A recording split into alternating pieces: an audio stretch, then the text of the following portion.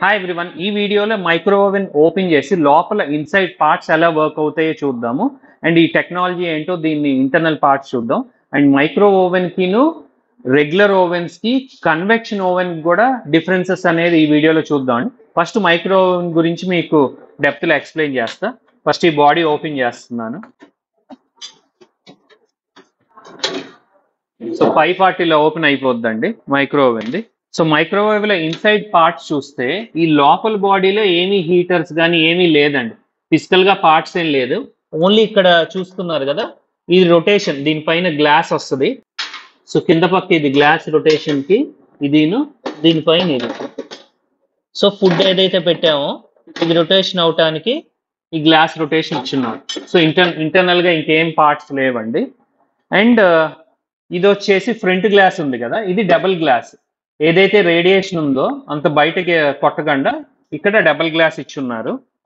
And ఇటు side వచ్చి total mechanism ఇక్కడే ఉందండి. సో ఇక్కడ పార్ట్స్ వన్ బై వన్ చూద్దాం. ఇదే మేజర్ గా ఎలక్ట్రోమాగ్నెటిక్ వేవ్స్ ని ప్రొడ్యూస్ చేసే పార్ట్ ఇదేనండి. ఒకసారి ఓపెన్ చేసి చూద్దాం. ఇదిగోండి, ఎలక్ట్రోమాగ్నెటిక్ వేవ్స్ ని ప్రొడ్యూస్ చేస్తుంది ఇది.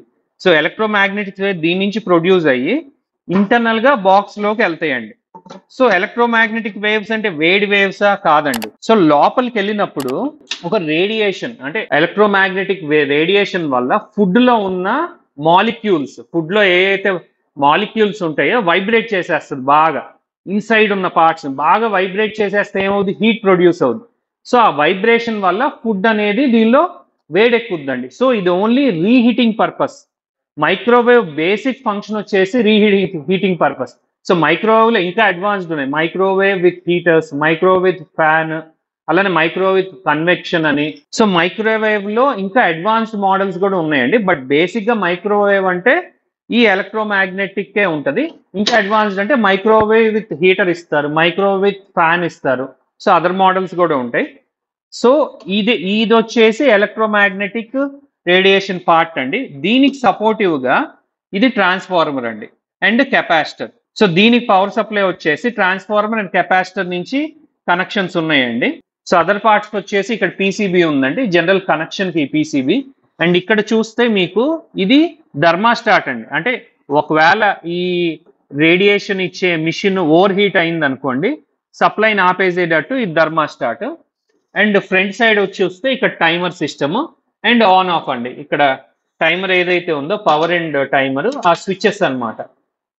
సో ఇంతకన్నా దీనిలో మెకానిజం ఏం లేదండి. So simple మెకానిజమే.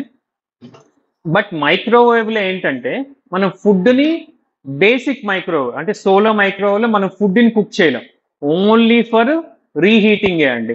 సో మా దగ్గర మైక్రోవేవ్ కొనే వాళ్ళు మేజర్లీ బేకరీ అండ్ హోటల్స్, ఎక్కడైతే ఆల్రెడీ ఫుడ్ ప్రిపేర్ అయింది చల్లారిపోయిందో రీహీట్ చేయటానికే ఈ మైక్రోవేవ్ అనేది కొంటారండి. అండ్ అదర్ సైడ్ చూస్తుంటే ఇక్కడ జస్ట్ పర్ఫులేటెడ్ హోల్స్ ఉన్నాయి. సో లోపల పక్క చూస్తే కింద పక్క మోటార్ అన్నా కదా, చిన్న మోటార్ ఇచ్చారు. సో రైట్ సైడ్ ఏదైతే హోల్స్ ఇక్కడ అన్నా కదా, ఇందాక చూపించింది, ఇది చూడండి, నా చేయి కనిపిస్తుంది. సో ఈ జస్ట్ హోల్స్, ఇటు సైడ్ ఎక్సెస్ హీట్ వెళ్ళటానికి కానీ రేడియేషన్ బయటకు వెళ్ళటానికి కానీ హోల్స్ అండి. ఇంకా అదర్ థింగ్ అంతా totally metal body. So micro oven ఎలా పనిచేస్తుందో చూసారు కదా. నెక్స్ట్ వచ్చేసి traditional oven and convection oven ఎలా పనిచేస్తుందో కొద్దిగా బ్రీఫ్ గా చెప్తాను, అంత డెప్త్ లో కాకుండా ఈ వీడియోలో. సో నెక్స్ట్ వచ్చేసి ఈ ట్రెడిషనల్ ఓవెన్స్ అండి. జనరల్ ట్రెడిషనల్ ఓవెన్స్ లో ఎలా ఉంటుందంటే కింద హీటర్ ఉంటుంది, దీనిపైన స్టోన్ కానీ ఆర్ ఐరన్ ప్లేట్ కానీ స్టీల్ ప్లేట్ కానీ ఉంటుంది. అండ్ పైన కూడా మీకు హీటర్ ఉంటుంది. సో జస్ట్ పైన కింద హీటర్ ద్వారా ఫుడ్ అనేది వేడెక్కుద్దండి. అండ్ పైన టెంపరేచర్ కంట్రోలింగ్ పెట్టుకోవచ్చు, కిందను టెంపరేచర్ కంట్రోలింగ్ పెట్టుకోవచ్చు. సో ఈ ట్రెడిషనల్ ఓవెన్స్.